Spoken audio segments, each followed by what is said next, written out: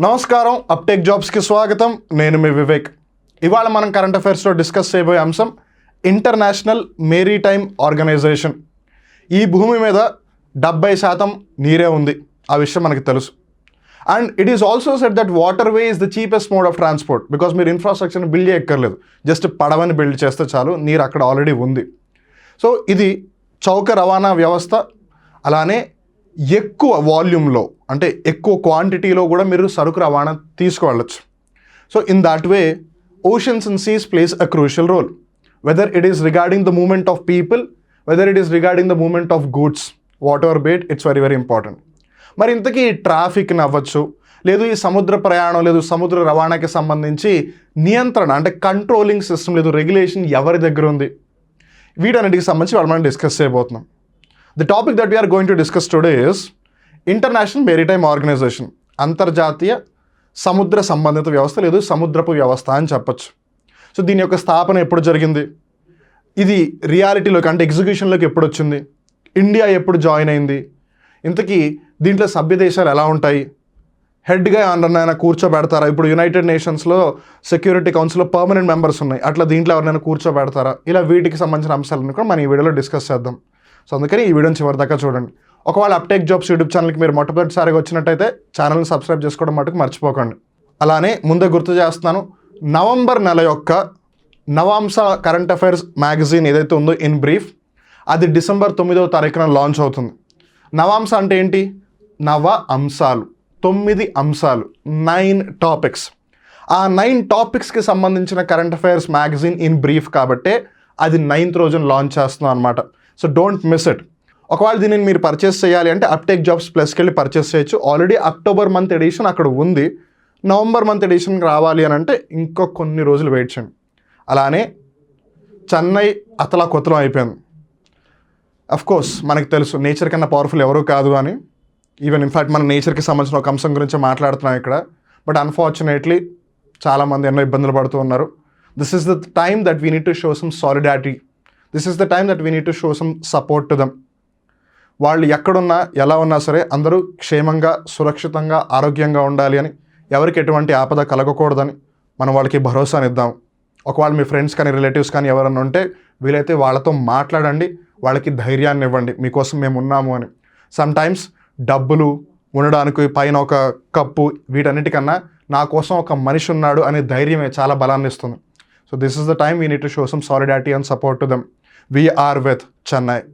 So first మనం అసలు ఈ టాపిక్ గురించి ఎందుకు డిస్కస్ చేస్తాం, ఇంటర్నేషనల్ మేరిటైమ్ ఆర్గనైజేషన్ అనేది అసలు డిస్కషన్లోకి ఎందుకు వచ్చింది, we need to know the context, నేపథ్యం ఏంటి.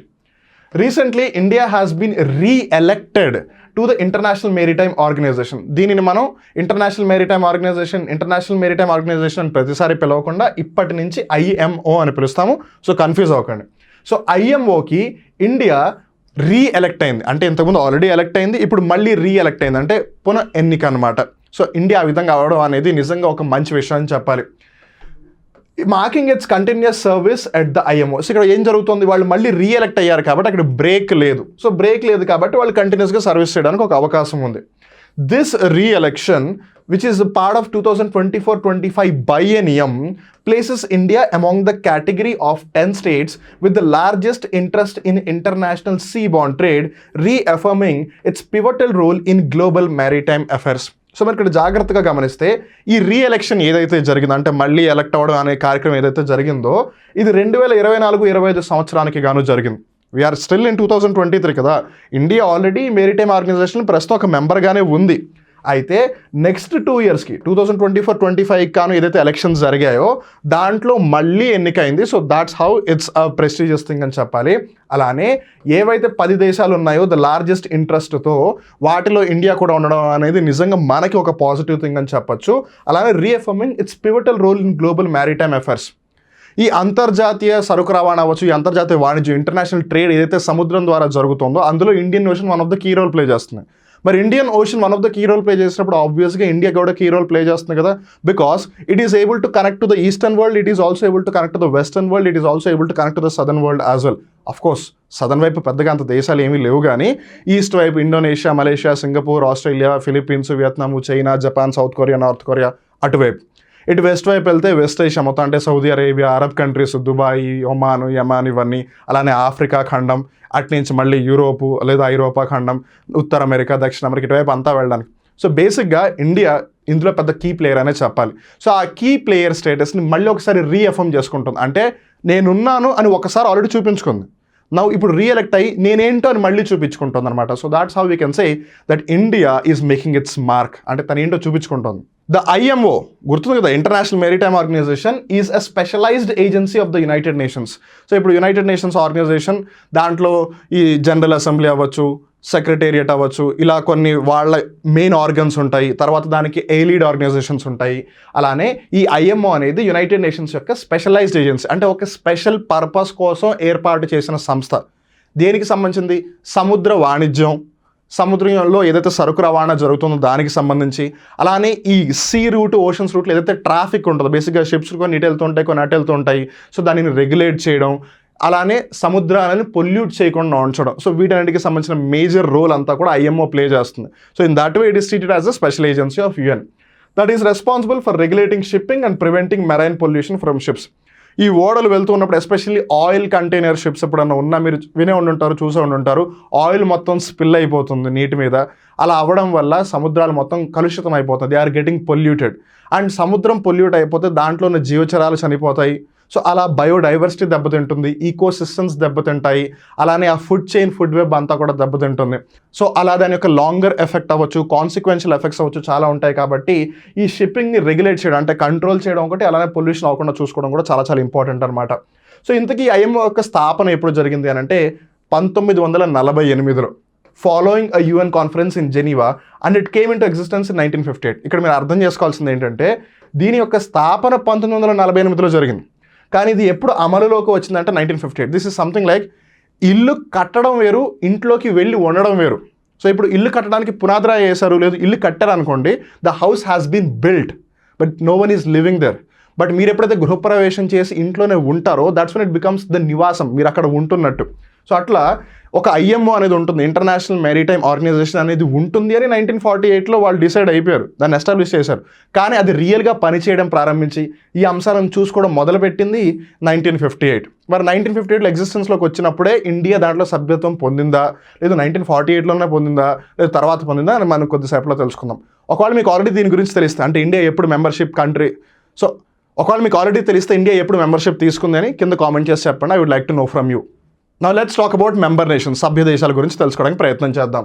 IMO has 175 member states and 3 associate members. So ఇక్కడ 175 సభ్యత్వం పొందిన దేశాలు ఉన్నాయి, లేదా సభ్య దేశాలు ఉన్నాయి, అండ్ 3 అసోసియేట్ మెంబర్స్. ఇప్పుడు ఒక ఎగ్జాంపుల్ అయితే యూరోపియన్ యూనియన్, ఐరోపా సమాఖ్య అనమాట.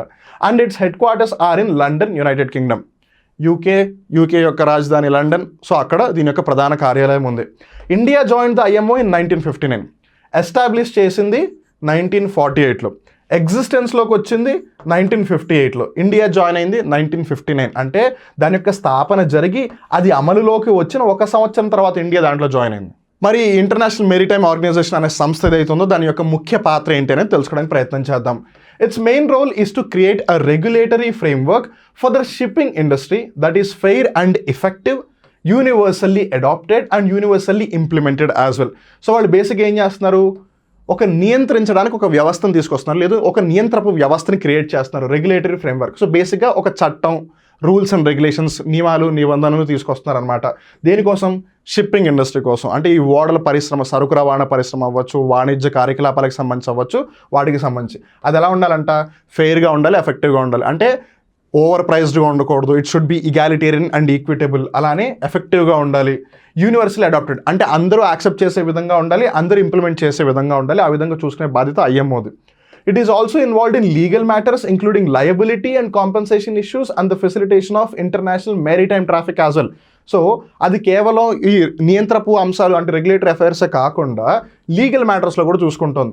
ఒకవేళ ఎప్పుడైనా తప్పు జరిగితే లయబిలిటీ చూసుకోవడం కానీ, లేదా కాంపెన్సేషన్ పే చేయడం కానీ, అలానే ఇంటర్నేషనల్ ట్రాఫిక్ ఏదైతే ఉంటుందో, అంటే కొన్ని ఓడలు ఇటు నుంచి వెళ్తుంటాయి, కొన్ని ఓడలు అటు నుంచి ఇటు వస్తూ ఉంటాయి, ఇటు నుంచి అటు వెళ్తూ ఉంటాయి. సో దీన్ని అంతా రెగ్యులేట్ చేయడం, లేదు ట్రాఫిక్ని కంట్రోల్ చేయడం కూడా IMOనే చేస్తుంది. IMO celebrates World Maritime Day every last Thursday of September to highlight the importance of shipping and maritime activities.